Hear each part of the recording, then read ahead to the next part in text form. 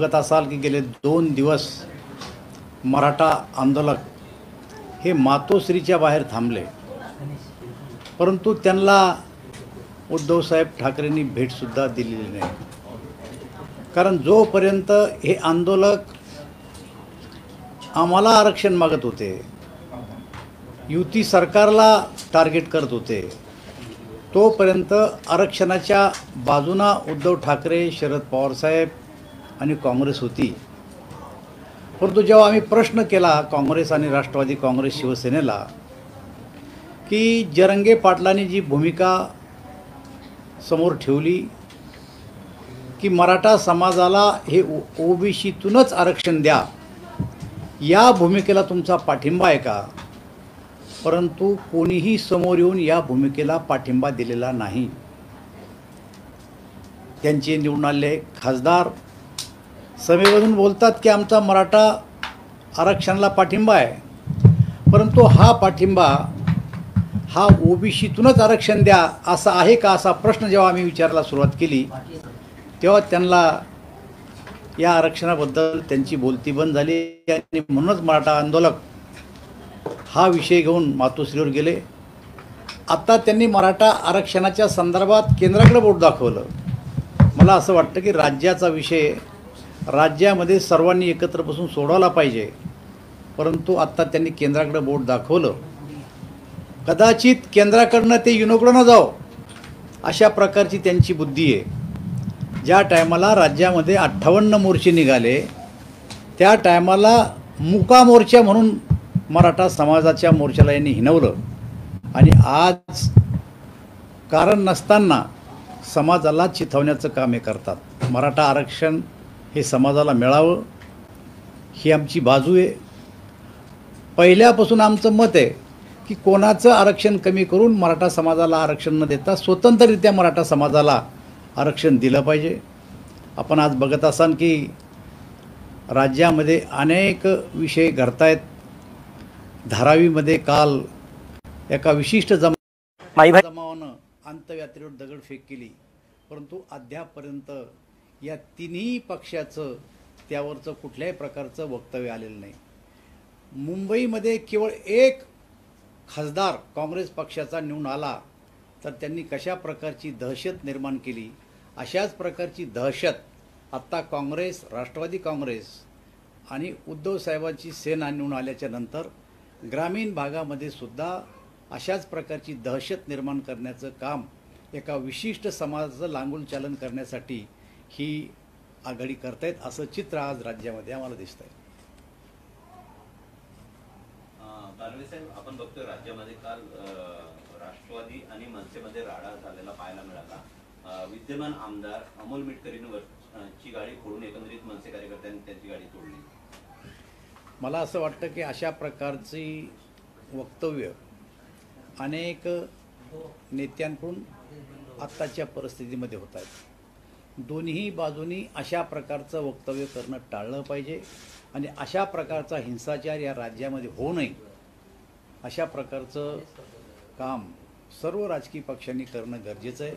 परंतु काही राजकीय पक्षाचे प्रवक्ते म्हणा, नेते म्हणा, अशा प्रकारचं वक्तव्य करतात आणि उद्धव ठाकरे साहेबांच्या सेनेकडून तर रोज रोज अशा प्रकारचे वक्तव्य होतात. त्याचाच हा परिणाम आहे असं मला वाटतं. प्रवक्त्यांनी अशा प्रकारची किंवा चिथावणीखोर वक्तव्य करणं टाळायला पाहिजे. नक्कीच टाळायला पाहिजे, कारण या महाराष्ट्राची संस्कृती आहे. हा सुसंस्कृत अशा प्रकारचा महाराष्ट्र आहे आणि या महाराष्ट्राला शोभल अशाच प्रकारची भाषा राजकारणामध्ये वापरल्या गेली पाहिजे. परंतु अलीकडच्या काळात याचा स्तर घसरलेला आहे. 29 ऑगस्टला परत एकदा जरांगेने मराठा समाज बांधवांची बैठक बोलवली आहे. त्यांच्या लिडरशिपमध्ये परत बैठक होते. हे मला असं वाटतं की निवडणुका आल्या तर प्रत्येक राजकीय पक्षाला, प्रत्येक संघटनेला अशा प्रकारच्या बैठका घेऊन आपली आपली ताकद आजमावण्याचा पूर्णपणानं अधिकार आहे. त्यांची जी बैठक आहे ही पूर्वनियोजित बैठक आहे. त्या बैठकीमध्ये काय निर्णय होतो याच्याकडे सगळ्या राजकीय पक्षाचं आणि समाजाचं लक्ष लागलेलं आहे आणि मला असं वाटतं तो जो निर्णय घेतील तो त्यांच्या संघटनेच्या हिताचा घेतील. सर एक खरं तर आज महत्त्वाचा एक निर्णय आलेला आहे की राज्य पोलीस दलातील भरती प्रक्रिया जी आहे ती ACBC किंवा OBC ऐवजी आर्थिकदृष्ट्या दुर्बल अशा लोकांची जे ती उमेदवारी देण्यात आलेली आहे. पण त्यांचं असं म्हणणं आहे की जे मराठा समाजातून ज्यांनी फॉर्म भरलेला आहे त्यांची उमेदवारी रद्द न करता जे ते त्यांना वेटिंगवर ठेवण्यात यावं अशी मागणी जी ती करण्यात आलेली आहे. कसं बघतं त्या सगळं? हे बघा, आरक्षण ठरलेलं आहे. SCला किती, STला त्या कॅटेगरीप्रमाणे होईल. आणि केंद्र सरकारनं जे 10% दिलं आर्थिकदृष्ट्या दुर्बल घटकांना, मला असं वाटतं की त्यांनाही डावलता येणार नाही. कोणतंही सरकार कायद्यानं ठरवून दिलेल्या आरक्षणाच्या पलीकडे जाणार नाही. त्यामुळं मराठा समाजाच्या उमेदवारावर कुठल्या प्रकारचा अन्याय होणार नाही असं मला वाटतं. सर, काल जे उद्धव ठाकरेंच्या घरासमोर मराठा क्रांती ठोक मोर्चावाले जी संपूर्ण मंडळी गेली होती, त्याच्यात डोंबिवलीतील भाजपचे एक कार्यकर्ते पाहायला मिळाले. त्यांना माध्यमांनी विचारलं की तुम्ही इथे का आला, तर त्यांनी बोलणं टाळले. कसं बघता ते? आधीच तुमच्यावर टीका केली जाते की हे सगळं भाजप घडून आणतात. त्याच्यानंतर भाजपचा या पार्टी म्हणून या आरक्षणात, कालच्या मोर्चाच्या आरक्षणात काहीही संबंध नाही. एखादा मराठा समाजाचा कार्यकर्ता तो कोणत्याही राजकीय पक्षाचा असला तर आपण आत्ता जे काही राज्यामध्ये गेले 8-9 महिने आरक्षण चालू आहे त्याच्यामध्ये सगळ्या राजकीय पक्षाचे कार्यकर्ते होते.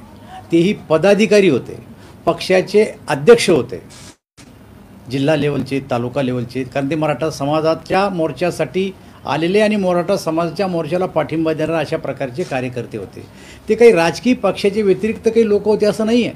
पण एखादा कार्यकर्ता कुठून आलाही असेल तर मला असं वाटतं की तो काही भारतीय जनता पार्टीनं पाठवलेला कार्यकर्ता नाही आहे. आणि मला असं कळलं वर्तमानपत्रातून की तो मराठा समाजाचाही नव्हता. याचा अर्थ काय भाजपनं त्यांना पाठवला असं होऊ शकत नाही. दानवे साहेब, सध्या प्रकाश आंबेडकरांची आरक्षण बचाव यात्रा सुरू आहे महाराष्ट्रामध्ये. त्यांनी जरांगे आणि फडणवीसांचं भांडण म्हणजे नौटंकी असल्याचं वक्तव्य केलं. असं आता एखादा राजकीय पक्षाचा नेता दुसऱ्या राजकीय पक्षाच्या नेत्यावर जर अशी टीका टिप्पणी करत असेल तर ती राजकीय टिप्पणी आहे. मला असं वाटतं की आम्ही काही ती गांभीर्यानं घेत नाही. परंतु अशा प्रकारच्या टीका टिप्पण्या एकमेकावर करण्याचे जे सत्र आता सध्या सुरू ते थांबलं पाहिजे असं आमचं मत आहे. सर, आज हेच मराठा क्रांती ठोक मोर्चावाली सगळी मंडळी आहेत ती उपमुख्यमंत्री अजित पवार यांच्या सुद्धा भेटीची तयारीत आहेत. आणि त्याच पार्श्वभूमीवर ते आज 11 वाजता अजित पवार यांच्या देवगिरी निवासस्थानी दाखल होणार आहेत. मला वाटतं दादा त्यांना भेट देतील. आमचं तर मत आहे की मराठा ठोक मोर्चांनी या सगळ्या राजकीय पक्षाच्या नेत्यांकडे गेलं पाहिजे. एकच मागणी केली पाहिजे आणि ती मागणी म्हणजे की जरंगे पाटलांनी जी मराठा समाजाविषयी भूमिका घेतली आणि मराठा समाजाला OBCतूनच आरक्षण द्या ही जी त्यांची मागणी आहे, या मागणीला तुमचा पाठिंबा आहे का हे पहिलं विचारलं पाहिजे काँग्रेसला, मग विचारलं पाहिजे शिवसेनेला आणि मग विचारलं पाहिजे NCPला. आणि त्यांना हा आग्रह धरला पाहिजे की जर OBCमधून मराठा समाजाला आरक्षण जर तुम्ही देणार असाल तर तुमच्या जाहीरनाम्यामध्ये टाका. पण तोंड लपवतायत. घरात असून ठोक मोर्चाच्या कार्यकर्त्याला घरात नाही असं सांगतायत, रस्ते बदलून बाहेर निघतायत, पण मराठा समाजाला ते भेटायला तयार नाही आहे. 2-2 दिवसानंतर बाहेर पत्रकार परिषद घेऊन सांगतात, पण समोर तोंड दाखवायला त्यांना लाज वाटते. अशा प्रकारची स्थिती आज त्यांची निर्माण झालेली आहे. मला असं वाटतं आमची भूमिका स्पष्ट आहे की मराठा समाजाला आरक्षण दिलं पाहिजे. कोणाचंही कमी न करता दिलं पाहिजे. त्यांची भूमिका ते स्पष्ट करत नाही. ती भूमिका मराठा ठोक मोर्चाच्या कार्यकर्त्यांनी जाऊन त्यांना ती स्पष्ट करायला लावली पाहिजे. सर, एक सगळ्यात महत्त्वाचा मुद्दा आहे की तुम्ही आता खासदार झालेला आहात, तर त्यामुळे कन्नड मतदार का आम्हाला पाहायला मिळतील का? ते काय एकंदरीत विधानसभेचं अजून निवडणुका 2-3 महिन्यावर आहे. कोण कोणत्या मतदारसंघातून कोणत्या पक्षातून कोण कुठं उभं राहणार याचा अंदाज आत्ता लावणं अवघड आहे. कारण राज्यातली राजकीय परिस्थिती दिवसेंदिवस बदलते. आज मी जे बोलन तेच उद्या कायम राहील हे काही सांगता येत नाही. त्यामुळं तुम्हाला अशा प्रश्नाचं उत्तर निवडणुका जाहीर झाल्याच्या नंतरच कळलं. पण सर तुमची इच्छा आहे का किंवा त्यांची ताईंची इच्छा आहे का? असं आहे, माझ्या इच्छेचा प्रश्न नाही आहे. प्रत्येकाला आपला आपला स्वतःचा अधिकार आहे. त्यामुळं मी माझा विचार किंवा माझी इच्छा कोणावर लादू इच्छित नाही.